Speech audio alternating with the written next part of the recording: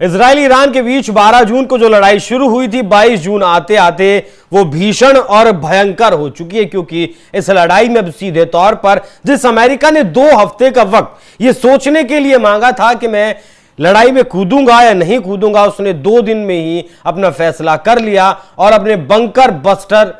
जो उसके फाइटर हैं उनसे ईरान की 3 न्यूक्लियर साइटों पर वहां धमाके किए गए। लगभग 1300 किलोग्राम वॉरहेड का इस्तेमाल किया गया। 1300 किलोग्राम के जो बॉम्ब है वो इन 3 साइटों पर गिराया गया। ये जो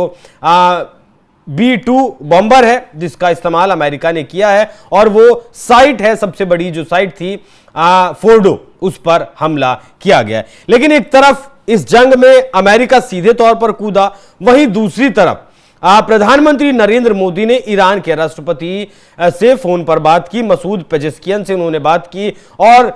वही चीज उन्होंने दोहराई जिस चीज को भारत हमेशा दोहराता आया है कि यह युग बातचीत का नहीं है। प्रधानमंत्री मोदी ने ट्वीट करते हुए लिखा कि ईरान के राष्ट्रपति से हमने मौजूदा स्थिति के बारे में विस्तार से चर्चा की, हाल ही में हुई वृद्धि पर गहरी चिंता व्यक्त की, आगे बढ़ने के लिए तत्काल तनाव कम करने, बातचीत और कूटनीति के लिए अपना आह्वान दोहराया और क्षेत्रीय शांति, सुरक्षा और स्थिरता की शीघ्र बहाली की मांग की है। तो आपको यह भी समझना जरूरी है कि भारत और ईरान के जो रिश्ते हैं वो कोई नए रिश्ते नहीं है। जिस वक्त सिल्क रूट के जरिए व्यापार हुआ करता था, मतलब दशकों पुराने नहीं, सदियों पुराने हमारे और ईरान के रिश्ते हैं। 2014-15 तक लगभग $10 बिलियन के आसपास का व्यापार हम किया करते थे ईरान से, लेकिन जैसे ही ईरान के ऊपर सैंक्शंस लगे तो कच्चा तेल की खरीद हमने कम की और मौजूदा वक्त में वो व्यापार लगभग $2.5 बिलियन का है। वहीं इजराइल की बात करें तो इजराइल के साथ अभी हम रक्षा क्षेत्र में लगभग $9 बिलियन का व्यापार करते हैं। तो दोनों देश हमारे लिए जरूरी हैं। हालांकि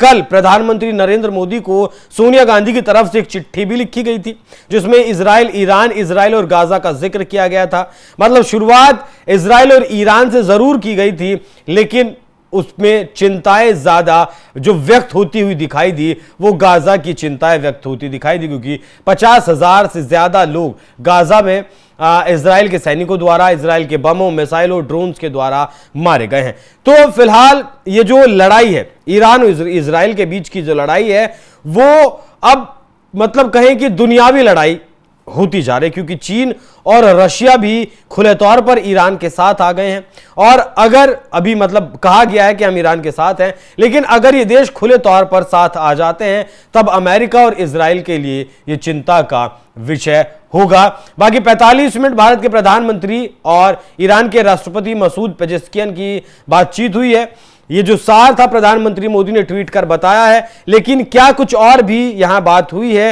ये बहुत जरूरी हो जाता है, क्योंकि इजराइल भी भारत का बहुत अच्छा दोस्त है और भारत पाकिस्तान का जब कॉन्फ्लिक्ट हुआ था उस दौरान ईरान के विदेश मंत्री भी पाकिस्तान और भारत की यात्रा करके गए थे और दोनों देशों के बीच का जो विवाद था उसे रोकने के लिए उन्होंने बात कही थी। अब यह भी समझ लीजिए कि जो फारस की खाड़ी है उस खाड़ी से भारत और चीन का अगर मतलब जो दुनिया में सबसे ज्यादा तेल कंज्यूम करने वाले देशों की लिस्ट में टॉप पर हैं दोनों देश, सबसे ज्यादा तेल अमेरिका मतलब खरीदता है, फिर चीन और फिर भारत खरीदता है। और भारत और चाइना का जो 20% तेल है वो मतलब 80% तेल यहीं से आता है, और भारत और पाकिस्तान का जो भारत और चीन का पाकिस्तान का जो कुल मिलाकर तेल आता है उससे मतलब यह समझ लीजिए कि दुनिया में जो कच्चे तेल का व्यापार होता है उसका 20% तेल इसी रास्ते से आता है। और 20% तेल पर अगर फर्क पड़ेगा, क्योंकि ईरान ने यह धमकी दी है कि वो इस रास्ते को रोकने का विचार कर रहा है, इस रास्ते को रोक सकता है, तब जो कीमत कच्चे तेल की आज $60 से $70 प्रति बैरल है वो $120 प्रति बैरल तक पहुंच सकती है। तो ईरान भी अभी मजबूती के साथ फिलहाल खड़ा है, लेकिन देखना दिलचस्प होगा कि भारत के प्रधानमंत्री से बातचीत करने के बाद क्या अब ईरान और इजराइल या फिर अमेरिका क्या कुछ कदम उठाते हैं, क्या इस युद्ध को सीज फायर की तरफ या फिर टेबल की तरफ लेकर जाया जाता है। बाकी आप लोग इस विषय पर क्या राय रखते हैं, कमेंट कर अपनी राय हमें जरूर बताइएगा। नमस्कार।